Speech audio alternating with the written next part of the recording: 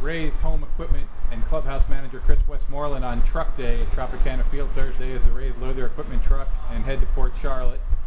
Chris, tell us a little bit about the process. Well, yeah, here we go again, going into 2012.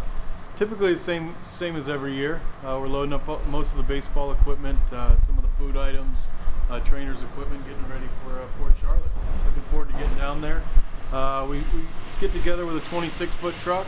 We'll load it tonight and then unload it tomorrow in Port Charlotte. So it's an exciting time. You know, it's a new team, new players, and we're raring to go. How many bats and balls and things like that do you bring? Well, yeah, most of that's shipped direct down to Port Charlotte, but the typical amounts, you know, 30 dozen bats is typical, and then balls 600 dozen is for spring training.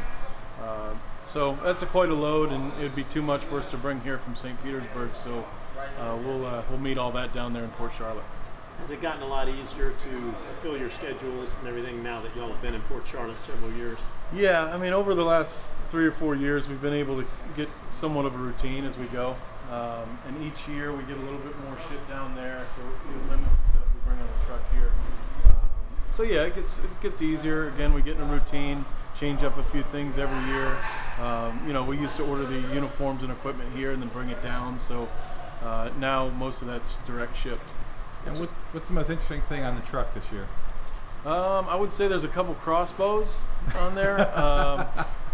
I would think that would be the extent of it, though. Most everything else is the normal boring stuff.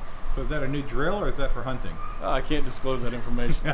But yeah, you will throw some golf clubs on there. You know, there's some recreational time down there before the players get there, so some of the coaches and players get out, and we'll bring some of that for them. But for the most part, it's all baseball now. It's that time of the year.